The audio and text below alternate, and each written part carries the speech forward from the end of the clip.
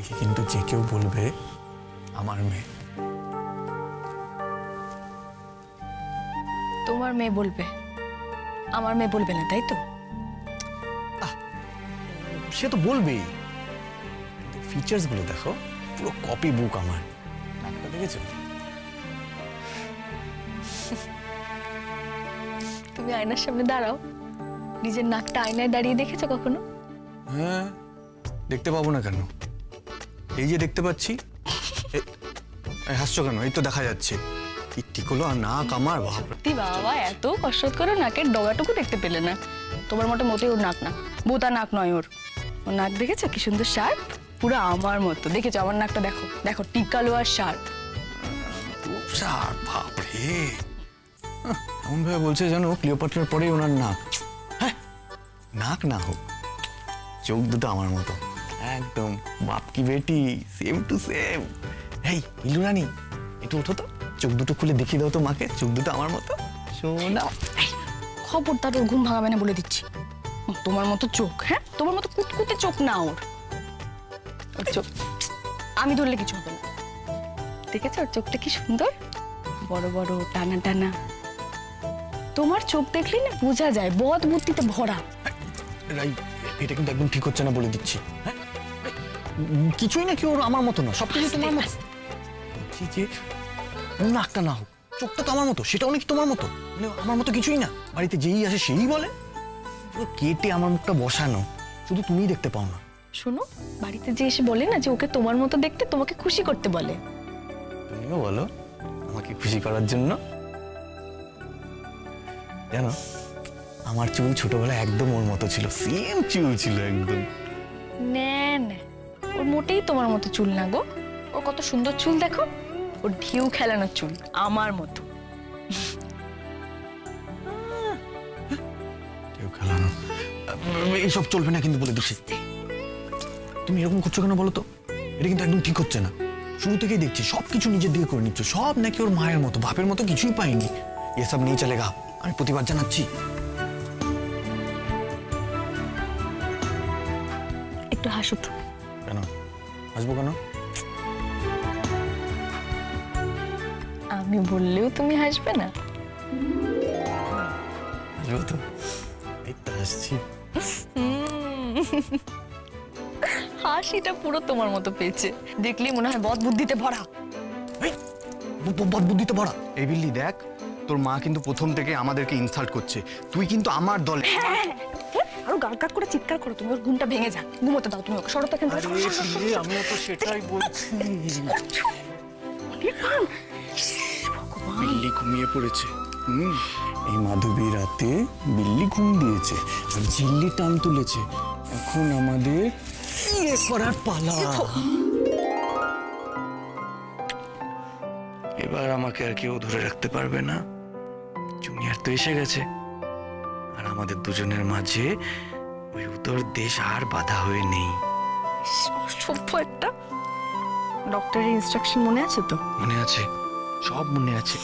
সব মনে রেখেও দেখো না আমি তোমাকে কিভাবে আদর করি। ও জেগে যাবে কিন্তু।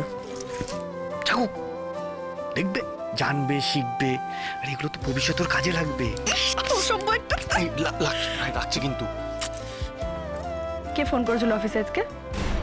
খোঁজ করছিল তোমার? রাজ্যের লোক ফোন করে অফিসে, অত মনে থাকে নাকি আমার? আরে বাবা, রাজ্যের সবাই তো আর তোমার বন্ধু না, বন্ধুর কথা মাথায় থাকবে না? এটা মেনে নিতে হবে আমাকে। তুমি আর খোঁজ করোনি? কে ফোন করেছিল জানার চেষ্টা করোনি? না। বলো না কে ফোন করেছিল। আরে আমি কি করে জানবো? নামটাই তো বলেনি। তো গেস করো, ভাবার চেষ্টা করো। আচ্ছা, তোমার কোনো এক্স গার্লফ্রেন্ড নয় তো? হয়তো সে ভাবছে তুমি এখনো তাকে ভুলতেই পারোনি, তুমি ঠিক ধরে ফেলবে। এই, তুমি কিন্তু আমার মন কথায় কথায় অন্যদিকে করে দেওয়ার চেষ্টা করছো। আস্তে। আমার কনসেন্ট্রেশন নষ্ট করার চেষ্টা করছো তুমি। But I am sorry, you are wrong. তুমি সেটা করতে পারবে না, কারণ আমার মন এখন শুধু আমার রায় কিশোরীর দিকেই আছে। কোনো গার্লফ্রেন্ড, কোনো এক্স গার্লফ্রেন্ড আমার মন অন্য কোনো দিকে করে দিতে পারবে না। কটা এক্স গার্লফ্রেন্ড তোমার? হ্যাঁ, কোথায় এক্স? কই এক্স? নেই তো কোনো এক্স। তোমার কোনো গার্লফ্রেন্ড ছিল না, এটা আমাকে মানতে হবে, তাই তো? এত কাল মুম্বাইতে ছিলে, স্কুল কলেজ সব ওখানে, তাও তোমার কোনো এক্স নেই? আরে দূর বাবা, সে কবেকার কথা, তখনকার কথা আমার মনে আছে নাকি? এত বছর পর খোঁজ করছে মানে তো নিশ্চয়ই তোমার কোনো স্পেশাল বন্ধু। খোঁজ করে দেখো তোমার কোন স্পেশাল বন্ধুটা তোমার খোঁজ করছে। স্পেশাল বন্ধুদের সাথে এখন আর সেরকম যোগাযোগ নেই রাই। কে কোথায় আছে, কি কাজ করছে না করছে, কতকাল খোঁজ নেওয়া হয়নি। আর তাছাড়া ওখানে না সবাই ওয়ার্কহলিক টাইপ, বুঝলে? তোমার মতো বোরিং, সত্যি খুব বোরিং। এখন এই ধীরে বয়সে এসব গেসিং গেম খেলার মতো কারো সময়ও নেই আর বয়স নেই। কেউ হয়তো অতটা বোরিং হয়ে যায়নি এখনো। আচ্ছা, তোমার ওখানে কাছের বন্ধু কারা কারা ছিল? চলো এই বোরিং আমি বরং একটু গেস গেস খেলি। হ্যাঁ, রুহানি, আংশিকা, আমান, আর কে? আমান? না না, আমান তো ছেলেদের নাম। তোমাকে তো একটা মেয়ে ফোন করেছিল। তাও তো বটে। গার্লফ্রেন্ড সুনিধি, সিমরন, তানিশা, মীনাক্ষী। রে, ये तो पूरा चारों तरफ गोपी है, মাঝখানে का नहीं है। হ্যান্ডসাম ছেলেদের জীবনটা এরকমই হয়, বুঝলে? তাদের জীবনে বউ আর গার্লফ্রেন্ড ছাড়া বাকি সবাই তাদেরকে পাত্তা দেয়। বুঝলাম বুঝলাম। তা তাদেরই তো কেউ হতে পারে। তোমার সেরকম কিছু মনে হচ্ছে না? বলছি কারোর সাথে কোনো যোগাযোগ নেই, কে কোথায় আছে কি করছে না করছে জানি না। আর বেশিরভাগই তো সবাই বিদেশে চলে গেছে কাজের সূত্রে। তাদের মধ্যে কেউ অফিসে কেন কন্ট্যাক্ট করবে আমার সাথে কথা বলার জন্য? এদের মধ্যে স্পেশাল কে কে ছিল শুনি? এবার কিন্তু বাড়াবাড়ি করছো তুমি। বাড়াবাড়ি করবে না বলে দিলাম। মানে বলতে চাইছো সমুদ্রের ধারে গোপিনী নিয়ে গোলা খেতে খেতে একটু একটু কি কুচকুচ হতে হয়নি? না হয়নি, তুমি নেই সমঝোগে। এটা বলতে গিয়ে মনে পড়লো, আমাদের পাড়ায় একটা মেয়ে ছিল, সিমরন, সিমি। দিলওয়ালে দুলহানিয়া লে যায়েঙ্গে রিলিজ করার 10 দিন পরে ওর জন্ম হয়েছিল। আর আঙ্কেল আন্টি ছিল শাহরুখ কাজলের বিশাল ফ্যান, তাই ওর নাম রেখে দিল সিমরন। মুম্বাইয়ের সিমরন। তা তুমি কি ওর জীবনে রাজ ছিলে নাকি? তা ছিলাম বটে। बड़ी बड़ी देशों में ऐसी छोटी छोटी बातें होती रहती है सिनोरिटा। ওর বয়স তখন 6 আর আমার আই গেস 10 হবে। আমরা মারাঠা মন্দিরে ডিডিএল যে শো দেখতে গেছিলাম। আমরা দুজনে একা যাইনি, পুরো বিল্ডিং ঝিটিয়ে দেখতে গেছিলাম। কিন্তু তারপর অবশ্য ও আরো 15 বার ডিডিএল যে শো দেখতে গেছিল। হ্যাঁ, তোমার সঙ্গে? হ্যাঁ, আমার সাথে যাইনি, গেছিল কারোর সঙ্গে। কার সঙ্গে গেছে আমি জানি না, আমার মনে নেই। ওর বার্থডে সেলিব্রেশন জানো তো, ওই ডিডিএল যে শো দেখতে যেত সেখানে ও বার্থডে সেলিব্রেট করতো। ইনফ্যাক্ট কাজলের মতো সেম ড্রেস পরতো। বাহ, বেশ মজার ব্যাপার তো। তাই এই সিমরনই তোমার জীবনে ফিরে আসেনি তো? হতেই পারে, লাইক কুচকুচের কাজল হতেই তো পারে এতদিন বাদে আবার তোমার জীবনে ফিরে এলো। সিরিয়াসলি রাই, কেউ একজন আমার অফিসে ফোন করেছে, ফোন করে আমার খোঁজ করেছে। সেখান থেকে তুমি এখানে অবধি চলে এলে। মানে তোমার ওভার থিঙ্কিংকে না মানতে হবে। ওভার থিঙ্কিং এর জন্য যদি কেউ অ্যাওয়ার্ড পায় না, তুমি পাবে ফার্স্ট প্রাইজ, আমি শিওর। ওভার থিঙ্ক কোথায় করছি? তোমাকে কেউ একজন ফোন করেছিল, আমি একটু বোঝার চেষ্টা করেছি যে কে এভাবে যোগাযোগ করতে চাইছে তোমার সঙ্গে, এরকম ভাবে যোগাযোগ করতে চাইছে। কে স্পেশাল ওয়ান? আপনি না একটু কম বুঝুন। আপনি বোঝার চেষ্টাটা একটু কম করলে আমার জীবনের বোঝাটা একটু কমে, বুঝলেন? আর তাছাড়া সিমরান হোক, অঞ্জলি হোক বা কাজল নিজেই হোক না কেন, আমার জীবনের one and only special person তুমি, আমার রায় কিশোরী। আর সারা জীবন তুমিই থাকবে, সেই জায়গাটা কারণ না, আর কোনোদিন হবেও না।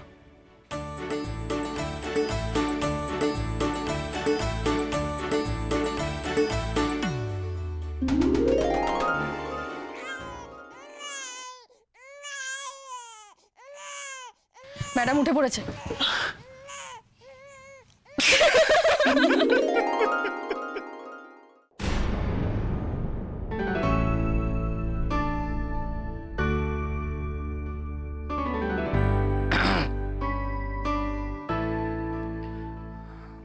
বাবা স্টাডিতে আছে, ইম্পর্টেন্ট কিছু পড়ছে, তাই আমি এ ঘরে এলাম।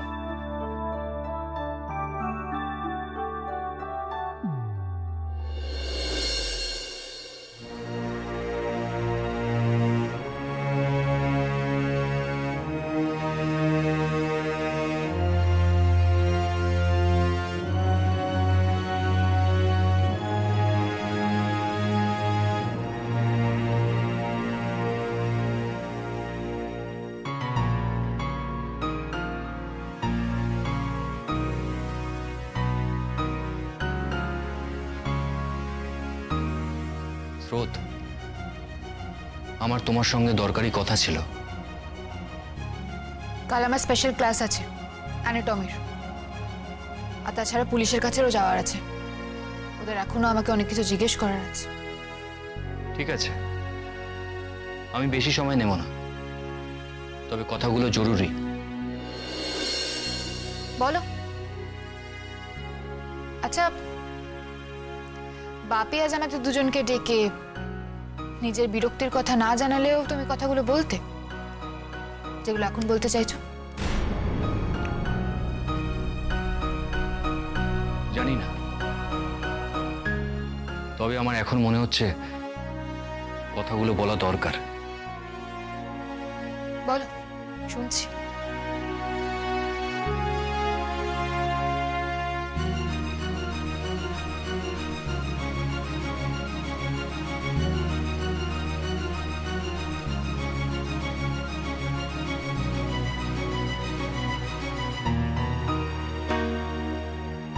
স্রোত, আজকে বাবা যা বললেন তা পুরোপুরি ভুল নয়। আমিও তাৎক্ষণিক আবেগের বশে বিচার বুদ্ধি খুইয়েছিলাম, তাই তোমাকে বিশ্রী রকম সন্দেহ করেছি। তাছাড়া বাবা আজ যা বললেন ওই সহোদরার প্রতি অনুভূতি, সেটা আমার জানা ছিল না, তাই আমি আমার অক্ষমতা স্বীকার করে নিচ্ছি। তোমার মেজদির প্রতি তোমার ইকুয়েশন, তার প্রতি তোমার সফট কর্নার, তোমার অনুভূতি, তার প্রতি বোন হিসেবে তোমার দায়িত্ব বা দায়বদ্ধতা, এগুলো আমি কোনো কিছুই বুঝতে পারিনি, এখনো হয়তো বুঝতে পারছি না, তাই আমি আমার খামতিটুকু মেনে নিচ্ছি। স্রোত, আমি এটা আমার ভাবনা চিন্তায় আনিনি।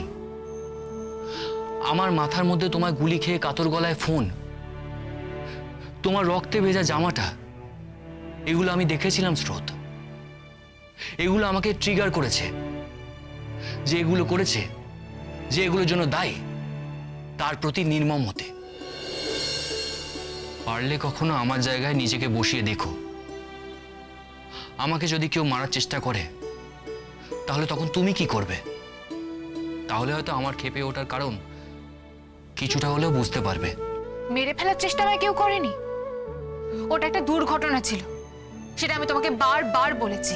হ্যাঁ, কিন্তু দুর্ভাগ্যবশত সেটা তোমার মনে হয়েছে, আমার মনে হয়নি। ওই দলটা রীতিমতো ট্রেন্ড, তাদের হাত থেকে বেকায়দায় কখনো গুলি বেরিয়ে যেতে পারে না। কিন্তু এটাই সত্যি, তুমি যেটা ভাবছো সেটা তোমার নিজের ভাবনা, তার সঙ্গে সত্যির কোনো সম্পর্ক নেই। বেশ, আমি মানলাম তোমার কথা, যে গুলিটা ইন্টেনশনালি ছোটেনি, কিন্তু ওরা কারা? স্রোত, তোমার দায়িত্ব কি কেবল তোমার ওই বিপদে চলে যাওয়ার মেজদির প্রতি? আর উল্টো দিকে যে তোমার দেশ আছে, তার ইন্টারনাল সিকিউরিটি, তার প্রতি তোমার কোনো দায়িত্ব নেই? স্রোত, একজন সাধারণ নাগরিক হিসেবে তোমার দেশের প্রতি তোমার কোনো দায়িত্ব নেই? তুমি যতটা মরিয়া হচ্ছ নিজের মেজদিকে বাঁচাতে, ততটা মরিয়া তুমি দেশকে বাঁচাতে নাও কেন? হ্যাঁ, আমি মানছি দেশের জনগণের সঙ্গে তোমার রক্তের সম্পর্ক নেই, কিন্তু কর্তব্য তো আছে। স্রোত, তুমি তো একজন ডাক্তার। আচ্ছা, তোমার দায়িত্ব কি শুধু তোমার বাড়ির লোকেদের প্রতি? স্রোত, তুমি ওইভাবে তাকিয়ে আছো কেন? আমি কি বলছি সেটা বুঝতে পারছো? না, আমি বুঝতে পারছি না। বেশ, তুমি কোন কথাটা বুঝলে না সেটা আমাকে বলো। কিছুই বুঝিনি আমি কোনখানে দেশের সাধারণ মানুষের প্রতি দায়িত্ব থেকে দূরে সরে এসেছি আমি সত্যিই বুঝতে পারছি না। যারা আজ অব্দি একটা মানুষের প্রাণ নেয়নি, যারা নিরন্ন মানুষের মুখে অন্ন তুলে দিয়েছে, যেখানে শিক্ষার আলো পৌঁছয় না, সেই প্রত্যন্ত মানুষের কাছে শিক্ষা পৌঁছে দিয়েছে, তাদের স্বাস্থ্যের কথা ভেবেছে। তারা কি করে দেশের জনগণের শত্রু হয়ে ওঠে তোমার কাছে, আমি সত্যিই বুঝতে পারছি না। সেই সেই তুমি একটা অন্ধ জেদ নিয়ে চলছো স্রোত। স্রোত, তোমার কোনো ধারণা আছে এই জেদ তোমাকে কোথায় নিয়ে যাচ্ছে? স্রোত, তোমার এই জেদ তোমাকে বরবাদ করে দিচ্ছে, তোমাকে একটা অনিবার্য ধ্বংসের দিকে নিয়ে যাচ্ছে তোমার এই জেদ। বেশ তো, যেটা অনিবার্য তা নিয়ে ভেবে লাভ কি? আমার কথার উল্টো পথেই তুমি হাঁটবে এটা তুমি প্রতিজ্ঞা করে নিয়েছো না? হ্যাঁ স্রোত, তুমি প্রতিবার কেন আমাকে নিজের শত্রুপক্ষ ভেবে নাও? আমি পুলিশকে কেন সত্যি কথাগুলো বলতে বলছি এটা একবার ঠান্ডা মাথায় ভেবে দেখো, প্লিজ প্লিজ ভেবে দেখো। স্রোত, আমরা তো ডাক্তার, আমাদের সব সময় নিজেদের স্বার্থের ঊর্ধ্বে গিয়ে রোগীদের কথা ভাবতে হয়। ঠিক তেমন ভাবেই নাগরিক হিসেবে আমাদের সেই দায়িত্ব পালন করতে হয়, তাই না? স্রোত, আমি সেটাই তোমাকে বোঝানোর চেষ্টা করছি, আর তুমি আমাকে সম্পূর্ণ ভুল বুঝছো। স্রোত, এটা কোনো সাধারণ কেস নয়। অনেকবার শুনেছি এই কথাটা, দেশদ্রোহিতার কেস। সেটার গুরুত্ব বোঝো? পুলিশ যদি এখন কোনো ধারায় তোমাকে জেলে ঢোকায়, তারপর কি হবে কেউ জানে না। স্রোত, তুমি হয়তো আর কখনো পৃথিবীর আলো দেখবে না। স্রোত, আমি তোমার ভালো মন্দ নিয়ে কনসার্ন। তোমার উপর কোনো বিপদ আসুক সেটা আমি চাই না স্রোত। স্রোত, আই কেয়ার ফর ইউ। শুনে ভালো লাগলো, thanks. Thanks for your concern সার্থক। আমি যদি বিপদে পড়ি, সেই বিপদটা আমি নিজেই ট্যাকল করার চেষ্টা করব, আর যদি না পারি তাহলে তুমি যেমন বললে আর কোনোদিনও পৃথিবীর আলো দেখবো না। দেখেছো? তুমি সেই দেখেছো কেমন একগুয়ে কথা বলছো? স্রোত, তুমি কেন বুঝছো না পুলিশ তোমাকে এত সহজে ছেড়ে দেবে না? স্রোত, তুমি পুলিশকে বলো তুমি পিয়ালবনিতে নীলাঞ্জনাকে আইডেন্টিফাই করেছিলে, আর ওই দলটাকেও আইডেন্টিফাই করাও। শুধু ওই রাতে ওখানে যাওয়ার ব্যাপারটা তুমি পুলিশকে বলো না, ওটা আমি আরো ওপর মহলে কিছু বলে ম্যানেজ করে নেব। তুমি যদি পুলিশকে এই কেসটা সলভ করতে হেল্প করো, তাহলে পুলিশও তোমার ওখানে যাওয়ার ভুলটায় অতটা গুরুত্ব দেবে না। স্রোত, আমি কিন্তু পুলিশকে বলেছি যে তুমি সন্দেহ করেছো ওটা নীলাঞ্জনা ছিল, তুমিও তো তাই বলেছো। প্লিজ এখন এই বয়ানটা চেঞ্জ করো না, প্লিজ স্রোত, তুমি কোঅপারেট করো। স্রোত, তুমি বিপদের দিকে ছুটে যেও না, তোমার সারাটা লাইফ পড়ে আছে। তুমি তোমার ক্যারিয়ার, তোমার পড়াশোনাকে এইভাবে বিসর্জন দিও না। একটা ভুলভাল থিওরি মানা মানুষদের পক্ষে গিয়ে তুমি নিজের ক্ষতি করো না স্রোত। বিপদে পড়লে আমি একা পড়বো, তোমাকে আমি বিপদে ফেলবো, কথা দিচ্ছি। স্রোত, আমি তোমাকে শেষবারের মতো জিজ্ঞেস করছি, তুমি পুলিশের সামনে নীলাঞ্জনা আর ক্রান্তি ভাইকে আইডেন্টিফাই করবে কি করবে না? প্রতিবারের মতো বলছি, না, করব না। আরেকটা কথা, রাষ্ট্রের দায়িত্ববান নাগরিক ডক্টর সার্থক সেনগুপ্ত রাগের বশে স্ত্রীকে মেন্টালি বা ফিজিক্যালি জোর জবরদস্তি করলে সেটাকে রাষ্ট্রের আইনি ভাষায় ডোমেস্টিক ভায়োলেন্স বলে।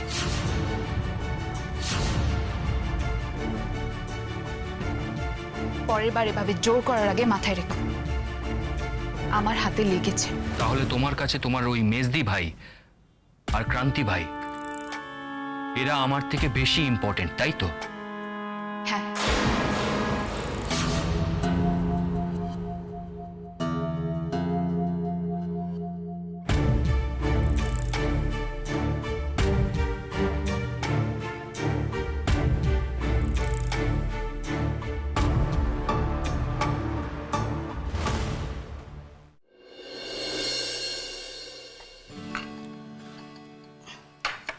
ওই দেখো বৌদি, তুমি কিরকম কথার অবাধ্য হও। তোমাকে বলে দিয়েছি না যে তুমি একদম হাঁটাচলা করবে না।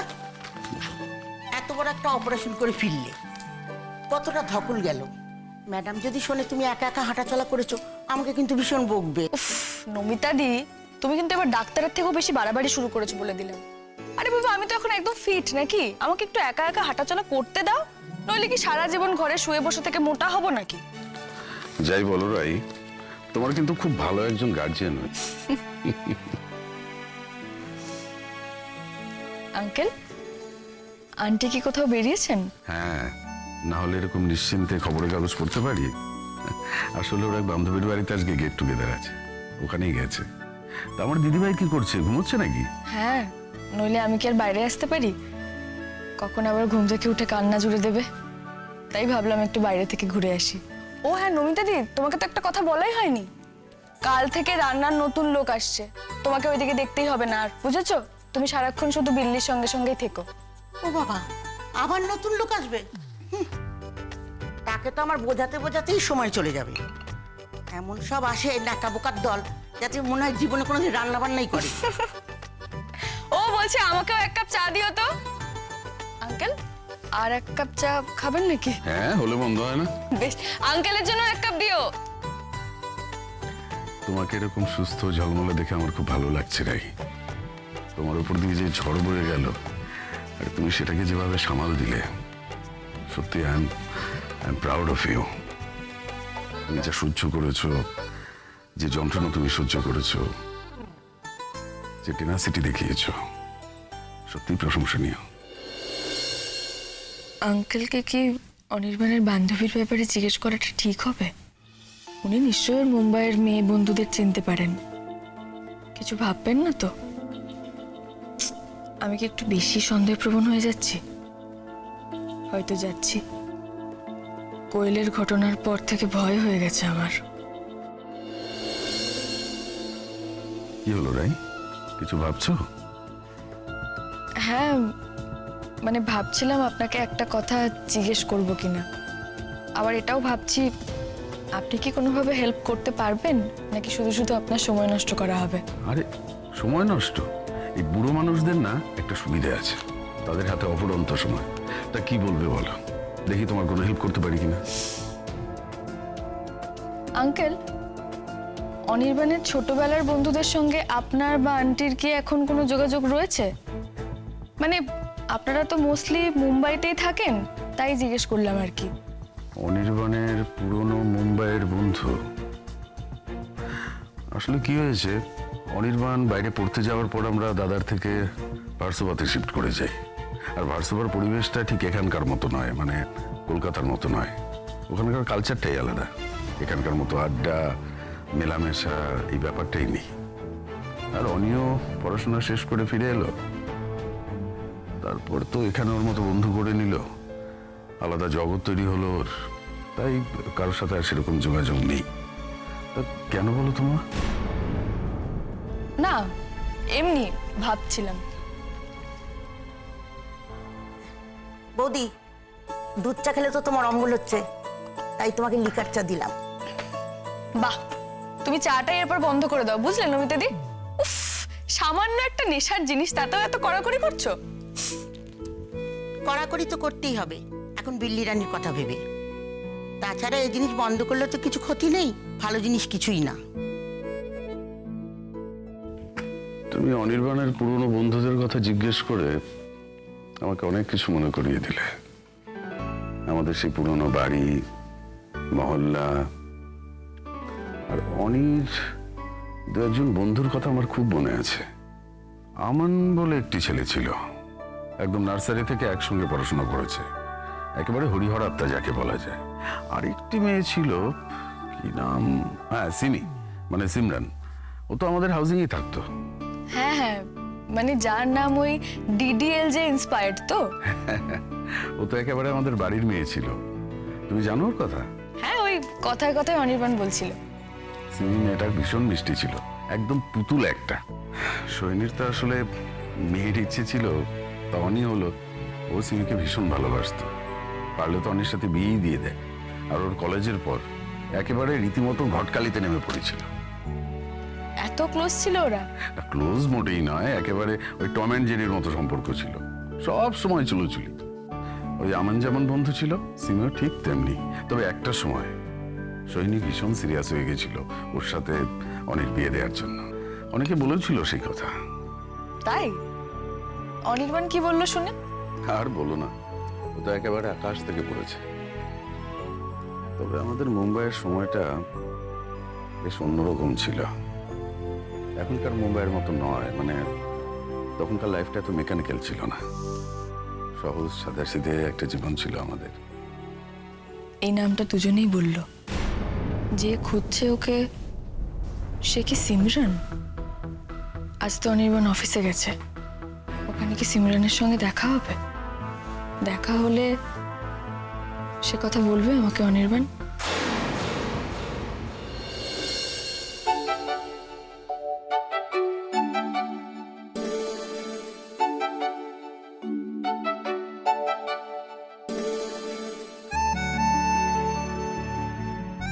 Good morning sir. Good morning, কেমন আছো রফিক? ভালো ভালো স্যার। কেন? হ্যাঁ ঠিক আছে।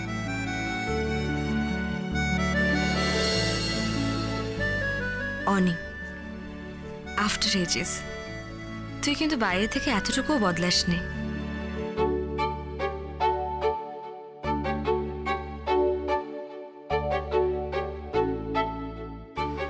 আরে ম্যাডাম, আপনি এখানে দাঁড়িয়ে আছেন কেন? স্যার তো মিটিংয়ে ঢুকে যাবেন, আপনি তার আগে দেখা করে নিন। ভাবছি আপনার স্যারকে আমি চমকে দেবো বাড়িতে গিয়ে। বাড়িতে আঙ্কেল আন্টি সবাই আমাকে চেনে। কিন্তু আমি তো বললাম যে বাড়ির ঠিকানা যাই না। হ্যাঁ তো ঠিক আছে, অনি তো জানে, ও তো বাড়িতেই ফিরবে। আমি ওকে ফলো করে করে চলে যাব। আপনি অতক্ষণ অপেক্ষা করবেন? স্যার তো অনেকদিন পর অফিসে এলেন, প্রচুর কাজ, বেরোতে দেরি হবে। ঠিক আছে, বেরোবে তো পাক্কা, তখন না হয় আমি ওকে ফলো করব। ভেবে দেখুন ম্যাডাম, স্যারের বেরোতে কিন্তু মিনিমাম 2টো বাজবে। অসুবিধা নেই, আপনি চট করে বলুন তো এখানে আশেপাশে খাবার দোকান কোথায় আছে, কম দামি একটা খাবার দোকান বলবেন। হ্যাঁ, আমি আপনার স্যারের বন্ধু হতে পারি কিন্তু বড় লোক নই। ঠিক আছে ম্যাডাম, আপনি সোজা এই বাঁ দিকে চলে যান, ঠিক আছে? ওই রাস্তার উপরে দেখবেন একটা ভালো খাবারের দোকান আছে, সস্তায় পাওয়া যায় একদম। আচ্ছা, সোজা গিয়ে বাদিকে বাঁ দিকে চলে যান। Thank you. Okay okay.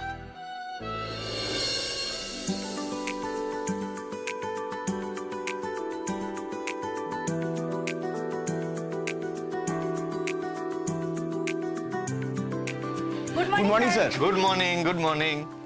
Congratulations. Thank you sir আমাদের কিন্তু পার্টি চাই। আরে নিশ্চয়ই পার্টি পাবে, পার্টি হবে তো। তোমাদের সকলকে আমার তরফ থেকে অনেক অনেক ধন্যবাদ।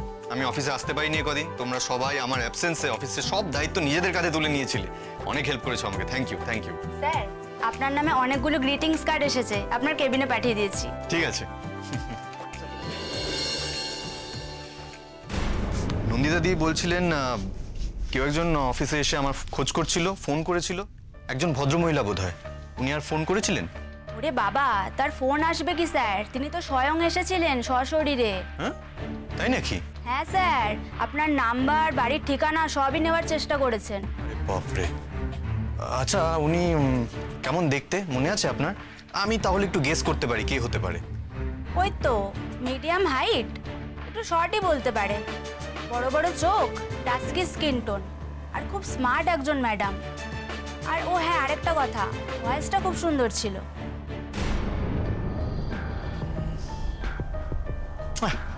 মনে করে উঠতে পারছি না।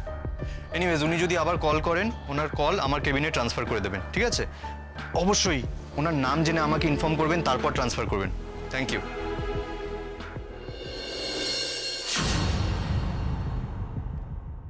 আপনি তাহলে আপনার আগের দিনের জবানবন্দিতে স্টিক করে থাকছেন না, তাই তো? কোনটা সত্যি, আপনার আগের দিনে দেওয়া স্টেটমেন্ট, না তারপরে যেগুলো বলেছেন সেগুলো? আমি আগেও সত্যি বলেছিলাম, এখনো বলছি। আপনার দুদিনের কথা কি করে একসঙ্গে সত্যি হতে পারে? আপনি আগের দিন বললেন যে পিয়ালবনিতে যে আপনার উপর গুলি চালিয়েছিল সে আপনার মেজদি ছিল, আবার আজকে সেটা অস্বীকার করছে। অদ্ভুত, এই দুটো ঘটনা কি করে একসঙ্গে সত্যি হতে পারে? দেখুন ম্যাডাম, আপনি একটু ভেবে কথা বলুন। হ্যাঁ, এইভাবে যখন তখন যা খুশি বলে দেওয়া যায় না আমাদের। অফিসার, আপনাদের কোথাও বুঝতে ভুল হচ্ছে। আগের দিন আমি আপনাদের কি বলেছিলাম? পিয়ালবনির ইনসিডেন্টের পর সার্থকের, মানে আমার হাজবেন্ডের সন্দেহ হয়েছিল যে আমাকে গুলি করেছিল সেটা হয়তো আমার মেজদি।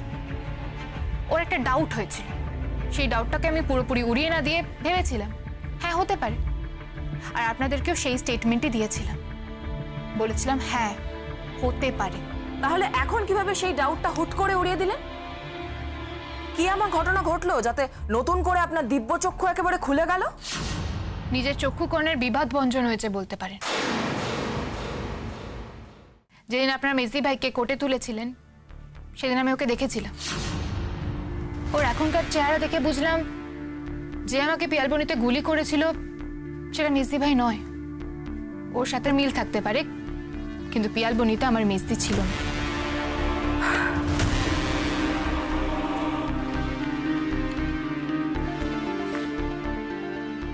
আপনার মেজদি ভাইকে কিন্তু এই ক্রান্তি ভাইয়ের দলের লোকজন কিডন্যাপ করেছিল। আপনি শিওর? আপনাদের কাছে কোনো প্রমাণ আছে সেই গয়নার দোকানের মেয়েটি মেজদি ভাই ছিল? আরে আপনিই তো লিড দিয়েছিলেন সেটার। আপনাদের কাছে আর কোনো প্রমাণ নেই? আমি প্রতিদিন একজনের সাথে বাস করার পরও তাকে আইডেন্টিফাই করতে গিয়ে গুলিয়ে ফেলতে পারি, তাহলে গয়নার দোকানের লোকেরও তাই হতেই পারে। তাদেরকে তো মেজদি ভাই শুধু একটা ছবি দেখানো হয়েছিল। একটা ডাকাতির সময় কে কাকে খুঁটিয়ে দেখে? ওদের দোকানে রোজ কত কাস্টমার আসে, সবার মুখ কি চিনে রাখা সম্ভব? আর থাকলো সিসিটিভি ফুটেজ। সেই ফুটেজের ক্লিপ দেখে আপনাদের অভিজ্ঞ চোখে, পুলিশের অভিজ্ঞ চোখে মেজদি ভাইকে কি ঠিকঠাকভাবে চেনা যাচ্ছে? তার মানে এখন কি বলতে চাইছে? আপনার মেজদি গয়নার দোকান থেকে আদৌ কিডন্যাপড হননি, তাই তো? সেটা তো আপনাদের মানে পুলিশের আর আমার মেজদির জানার কথা। খুব বেশি চালাকি করছেন কিন্তু, হ্যাঁ ভুল করছেন এটা। আমি তো সত্যি কথাই বলছি, আমি তো কোনো রকম চালাকি করছি না।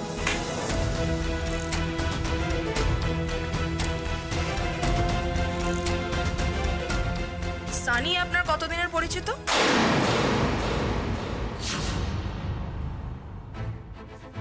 সানি? সানি কে? সানি গাভাস্কর নাকি সানি দেওল? না সরি, তাদের কথা এখানে কেন আসবে? না, আর কোনো সানিকে তো চিনি না আমি। আবার বলছি ডক্টর সেনগুপ্ত, ভাববেন না বেশি চালাকি করে আপনি গোটা পুলিশ ডিপার্টমেন্টকে মিসলিড করতে পারবেন। পারবেন না, নিজেই বিপাকে পড়বেন। মনে রাখবেন, কথা বের করার অনেক পথ কিন্তু আমরা জানি। কোর্টে আমাদেরও উকিল থাকবে। সেদিন রাতে আপনার হাজবেন্ডের আউট অফ স্টেশন থাকার সুযোগ নিয়ে যার গাড়িতে করে আপনি কলকাতার বাইরে আপনার মেজদির সঙ্গে দেখা করতে গিয়েছিলেন, আমি সেই সানির কথা বলছি। তাকেও কিন্তু এখানে আসতে হবে, কোর্টে যেতে হবে। এক মিনিট। আমি তো সেদিন কোথাও যাইনি, আমি আমার বন্ধুদের সঙ্গেই ছিলাম, আর সেটা আপনাদেরকে আগেই জানানো হয়েছে। আপনারা আমার কথা শুনছেন না, নিজেরা একটা কথা খাড়া করেছেন আর সেটাই আমাকে দিয়ে বলানোর চেষ্টা করছে। Now I am feeling harassed. Please cooperate করুন ডক্টর সেনগুপ্ত, প্লিজ। এতে আপনার মেজদির সকলের ভালো হবে। Please try to understand. আমি তো প্রথম থেকে কোঅপারেটই করছি। আপনারা যখন ডাকছেন আমি চলে আসছি। আমার ক্লাস মিস হচ্ছে, ওপিডি মিস হচ্ছে, আমার ক্যারিয়ারের কথা না ভেবে আপনাদের সাহায্য করার জন্য এখানে হাজিরা দিচ্ছি। ইনফ্যাক্ট আধ ঘন্টা পর আমার একটা ইম্পর্টেন্ট প্র্যাকটিক্যাল ক্লাস আছে, সেটাও মনে হচ্ছে মিস হবে। আমি আজকে আপনার কোনো স্টেটমেন্ট রেকর্ড করলাম। আপনি বাড়ি গিয়ে ঠান্ডা মাথায় ভাবুন, আপনার নিজের ভবিষ্যৎটা নিয়ে ভাবুন, তারপরে সত্যি মিথ্যে এগুলো নিয়েও ভাবুন। নতুন করে তো আমার ভাবার কিছু নেই। আমি বরং আরেকবার বলছি, আপনি রেকর্ড করুন। পিয়াল বনিতে মেডিকেল ক্যাম্পে যার হাত থেকে আমার দিকে গুলি ছুটে এসেছিল সেটা নীলাঞ্জনা মুখার্জি নয়। এই নয়কে হয় করতে কিন্তু আমরা জানি। ম্যাডাম, আপনারা তাহলে সেই চেষ্টাই করুন, আর আমি চেষ্টা করব আমার মেজদিকে বের করার। আমি নীলাঞ্জনা মুখার্জির হয়ে লয়ার অ্যাপয়েন্ট করব। আপনি ওই ক্রান্তি ভাইয়ের জন্য উকিল ঠিক করবেন? আপনি আবার শুনতে ভুল করছেন। হ্যাঁ, আমি আবার বলছি, আমি নীলাঞ্জনা মুখার্জির জন্য লয়ার অ্যাপয়েন্ট করব, আর কারোর জন্য না। আপনি কিন্তু ভুল করছেন ডক্টর সত্যসেন। আপনার মতো প্রমিসিং ডক্টর আমাদের দেশে খুব দরকার। আর আপনি এটা ভুলে যাবেন না, আপনাকে ডাক্তার বানানোর পেছনে এই স্টেটের অনেক অবদান আছে, অনেক খরচ হয়েছে আমাদের স্টেটে। আপনার এই স্টেটের প্রতি মিনিমাম একটা দায়িত্ববোধ নেই, দায়বদ্ধতা নেই কোনো? সেই দায়বদ্ধতা আমি পালন করব, বেইমানি করব না। আর হ্যাঁ, আমি আমার মেজদি ভাইয়ের সঙ্গে জেলে দেখা করতে চাই। তার জন্য কি কি করতে হবে একটু বলবেন? বাইরে ইন্সপেক্টর নীলাদ্রি রয়েছেন, ওনাকে জিজ্ঞাসা করে নেবেন। আর হ্যাঁ, দেখাই যখন করবেন নীলাঞ্জনা মুখার্জিকে একটা মেসেজ দিয়ে দেবেন প্লিজ। বলবেন উনি যদি রাজসাক্ষী হন তাহলে ওনার শাস্তি কমে যাবে। রাজসাক্ষী? আপনাদের এই টার্মসগুলো বেশ মজার। রাজা কবে চলে গেছে, এখনো নাকি রাজসাক্ষী, রাজদ্রোহ। তাহলে সেই হিসেবে পুলিশ কি হয়? রাজ পেয়াদা? সরি, আমি এমনিই বললাম। ইন্সপেক্টর নীলাদ্রি বললেন, তাই তো? এখন যান, পরে আবার ডাকতে পারি। থ্যাংক ইউ ম্যাডাম, আজকে ক্লাসটা করে নিতে পারবো। চলি। বলছি অনি ফেরেনি এখনো? না। এখনো ফেরেনি? ওর বাবা বলছিল 3টে 3:30-এর মধ্যে ফিরে আসবে। 4:30 বাজে, এখনো ফিরল না। ওই অনি এলো বোধহয়। তুমি চা বসাও, আমি দেখছি।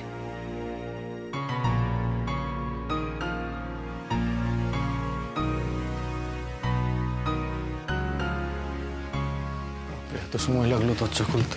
কিরে, এত দেরি হলো তোর ফিরতে? হ্যাঁ, একটু সময় লেগে গেছে। আসলে কাজ শুরু করলে আর শেষ হতে চায় না মা। আর তাছাড়া অফিসে যাই না রেগুলার, তাই অনেক পেন্ডিং কাজ পড়ে থাকে, সেগুলো মিটিয়ে আস্তে আস্তে একটু সময় লেগে গেল।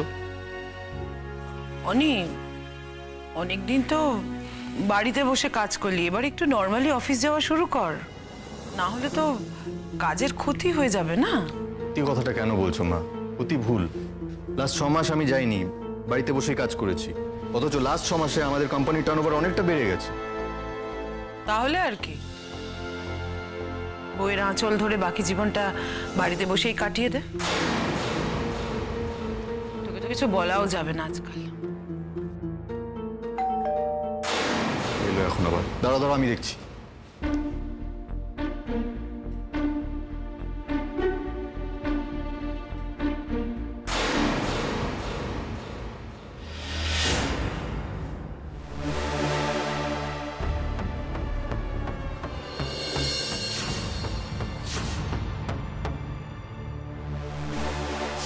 ইয়েস, কাকে চাই?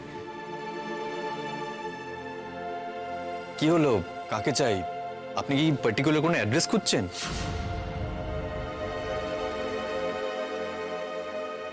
ম্যাডাম, আপনি কাকে খুঁজছেন? तो क्या हुआ अगर मैंने छूट सिर्फ तुम्हें पाने के लिए कहा था?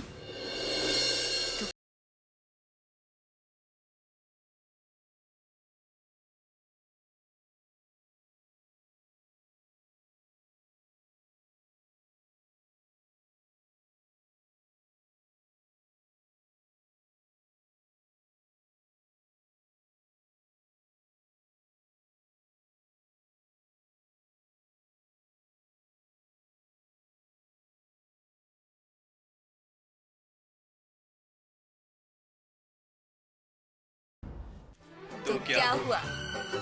प्यारी तो सब कुछ नहीं होता ना। বানি বানি বানি ফাইনালি তো শুধু দেখা হলো। হ্যাঁ, কত বছর পর সত্যি তুই, আমি বিশ্বাস করতে পারছি না তোকে খুঁজে পেয়েছি আমি। তুই?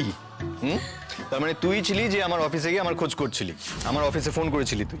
ইয়েস, ইট ওয়াজ মি।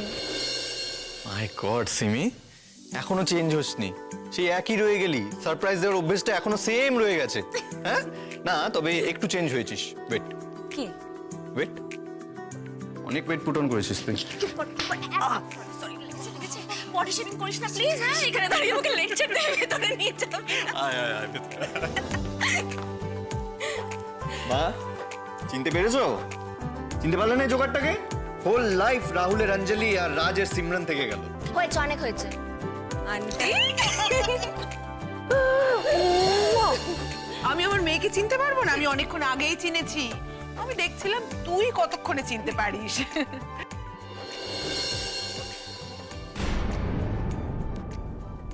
এই, তুমি বৌদি না? বানি, বৌদির সাথে ইন্ট্রো করাবে না আমাকে? আহা, নিশ্চয়ই করাবো। Of course of course. শি ইজ রায়পূর্ণা, আমার গুড, বেটার, বেস্ট সব হাফ। কি মিষ্টি দেখতে তোমাকে। হ্যাঁ, নামটাও খুব মিষ্টি, রায়পূর্ণা। আমি তোমাকে রাই বলে ডাকি। সবাই তাই বলে। তা তুমি সেই সিমরন, তাই তো? ব্যাপারটা কি হলো? বানি, তুই আমার গল্প করেছিস ওকে, রাইকে? আরে না না, আসলে ওই কালকে অফিসে কে ফোন করেছিল সেটা ভাবতে ভাবতেই তোর নামটা উঠে এসেছে।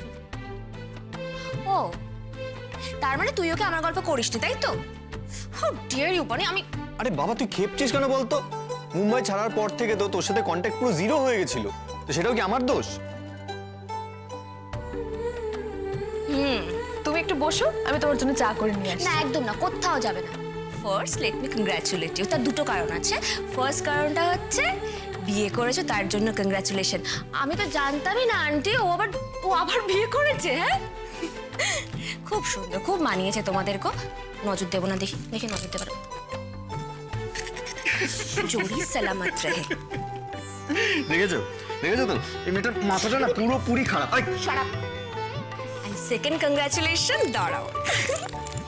এই তো, এই যে তোমাদের নতুন মেহমানের জন্য সে কোথায়? হ্যাঁ, তুমি কি করে জানলে? বাবা, জানবো না?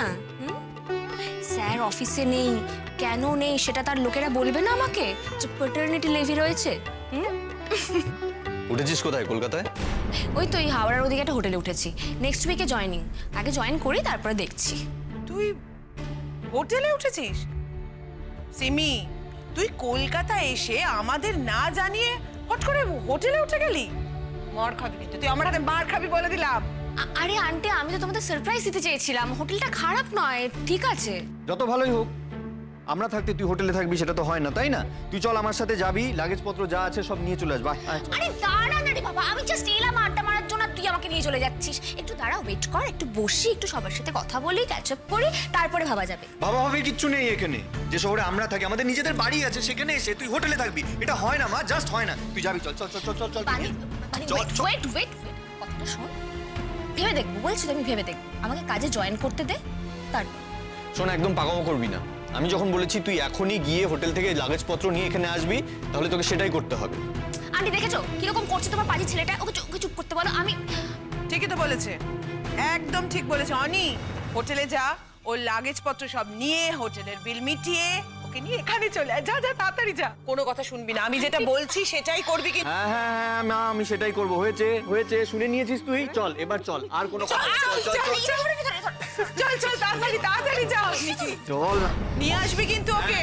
হ্যাঁ, ছোট থেকে মেয়েটাকে খুব পছন্দ ছিল। অনেকে কতবার বলেছিলাম ওকে বিয়ে কর, না, বিয়ে করলো কাকে? ওই কোয়েলকে।